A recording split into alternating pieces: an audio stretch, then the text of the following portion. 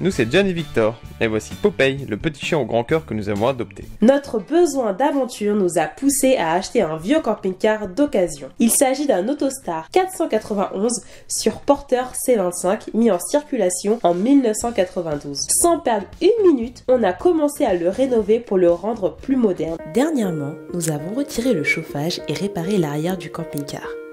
Puis, il a été temps de le mettre au chaud dans une grange pendant l'hiver.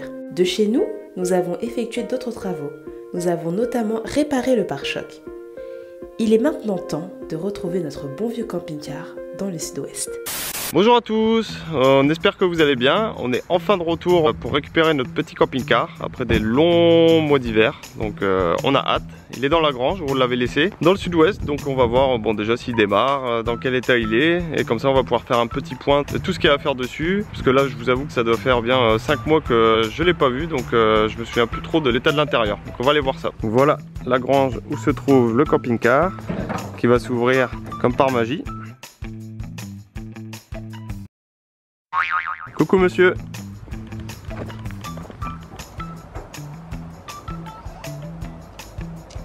Voilà là, mais qu'est-ce que je vois au fond?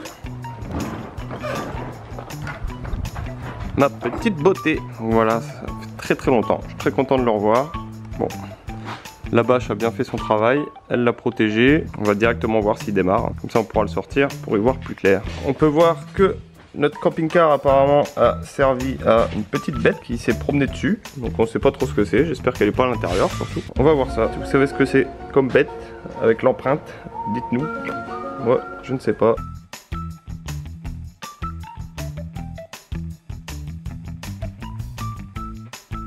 Alors,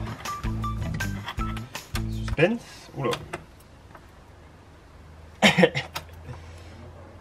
Pas l'air d'y avoir grand chose qui se passe. Ah oui. Ok, bon. Il démarre pas. Donc il démarre pas, mais peut-être que mon père a débranché la batterie quand il est revenu le voir cet hiver. Donc vu qu'il y a une petite clé qui traîne là. Donc on va ouvrir le capot pour voir si les cosses sont bien branchées de la batterie. Parce que là pour le moment il n'y a rien qui répond. Alors la batterie, elle est là, forcément, et elle est débranchée. Voilà, ok. Voilà la cause. Je risque rien là. Non. Non? Tu verras. Suspense. Ah, il fait du bruit déjà. Donc je vais le laisser préchauffer. Vu que ça fait longtemps qu'il n'a pas démarré et que c'est un vieux diesel. Tant que j'ai les signaux qui sont allumés, je vais le laisser... Ah voilà, c'est bon, ça c'est éteint. On va voir s'il démarre. Il y a un bip par contre, je sais pas du tout ce que c'est. Mais...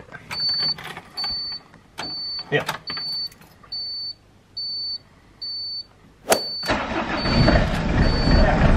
Accélère. Ok, bon.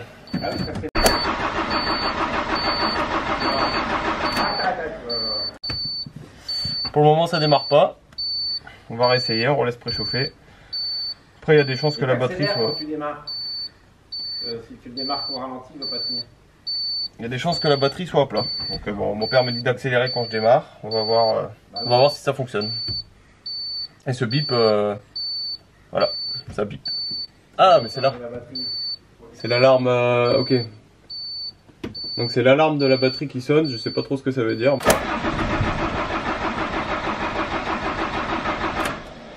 Bon, bah voilà. Camping-car ne démarre pas. Je pense que la batterie est HS. Voilà, le chef veut essayer. On va voir s'il a la solution. Aïe aïe aïe. Ah, après plusieurs tentatives, toujours pas de démarrage du moteur. Donc ça s'annonce compliqué. L'hiver a été rude. Ah. Ah. Donc après une dizaine de tentatives, le camping-car a enfin démarré.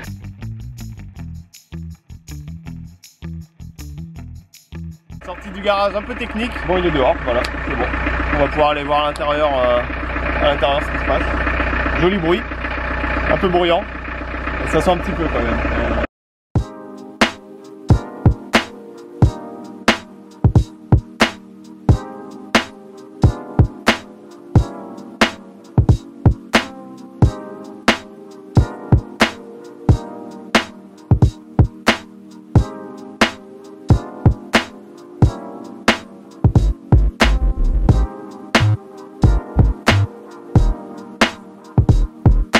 Voilà, donc je me trouve à l'intérieur du camping-car. Je pense qu'on entend un peu mieux qu'à l'extérieur. Il est en état comme on l'avait laissé hein, quand on est parti. Personne n'est venu faire de travaux malheureusement pendant l'hiver.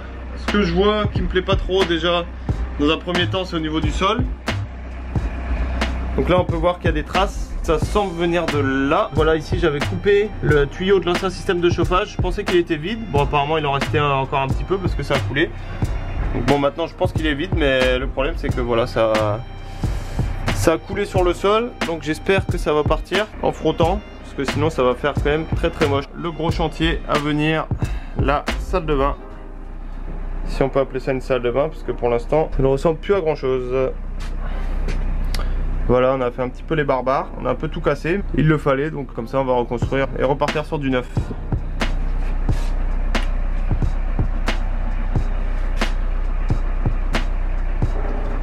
Ici aussi ça a coulé, je sais pas ce que c'est. Ce liquide, ah bah si, ça a dû venir de là aussi. Ok, bah je vais voir s'il n'y a pas moyen de mettre des bouchons. S'il n'y a pas moyen de mettre des bouchons pour éviter que ça recoule, si jamais il reste encore un peu de liquide.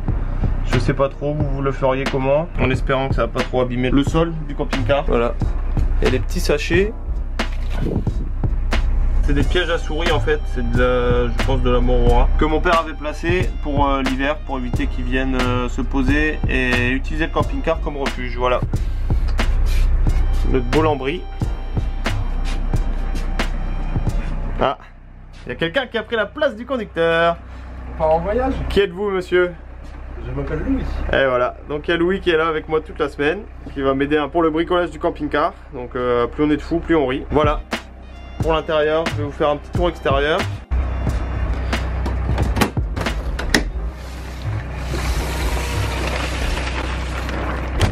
Hop, bon, cette bâche c'est pas très pratique quand même, on va pas se mentir.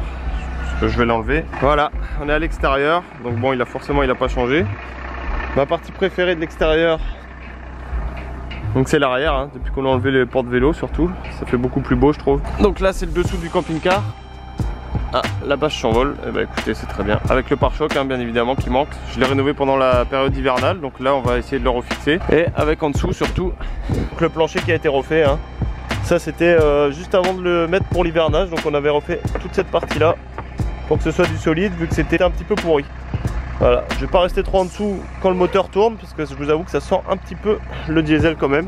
Donc premier objectif de la semaine, ça va être de remettre le pare-choc parce que bon, on peut pas trop rouler sans, et voir si tout fonctionne au niveau des connectiques et réussir à rebrancher avec les nouveaux phares.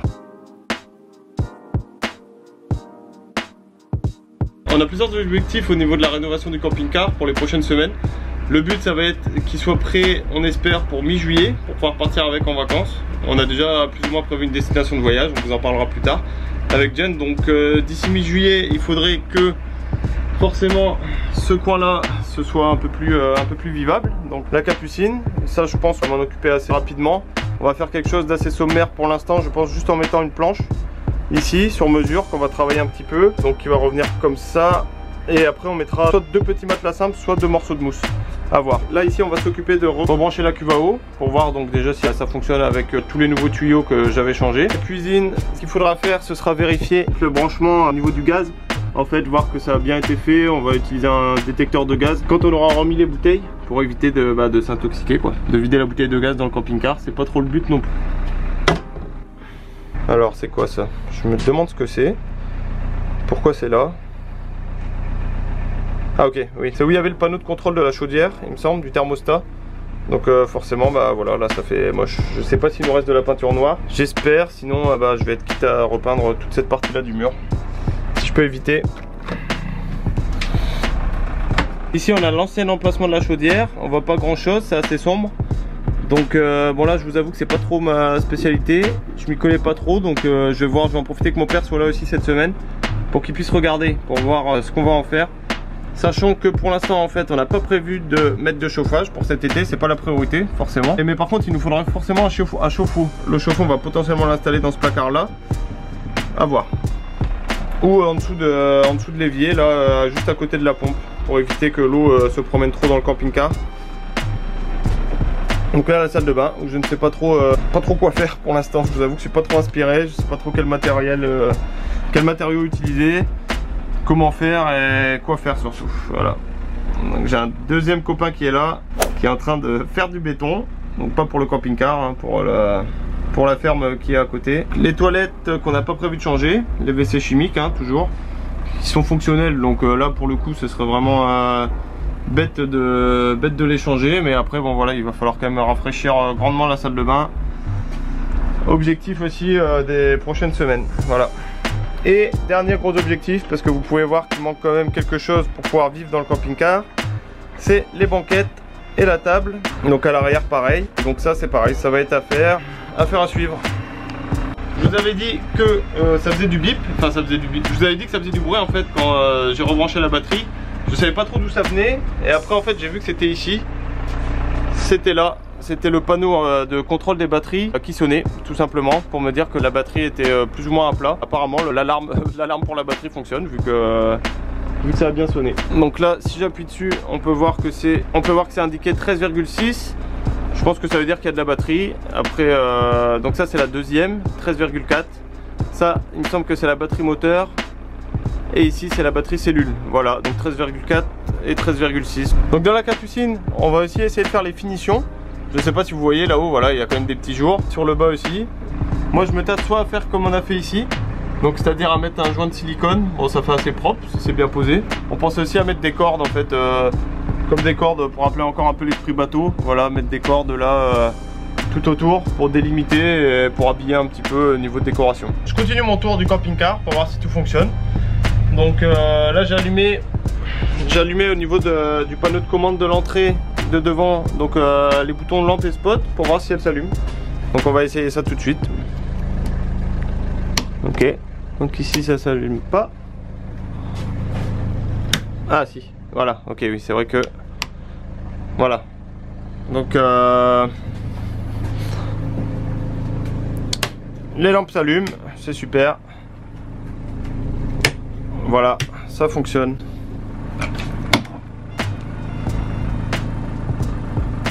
Nos beaux placards. Pour le moment, une des plus grandes réussites, je pense, de la rénovation du camping-car. Ah, voilà. C'est vrai qu'il y avait le problème de la hotte, en fait, qu'il fallait remettre un tuyau ici, à pas oublier. Bon, est-ce qu'elle fonctionne encore? Ça fonctionne, super. Voilà, la lampe aussi. Bon, l'eau, forcément, il n'y en a pas.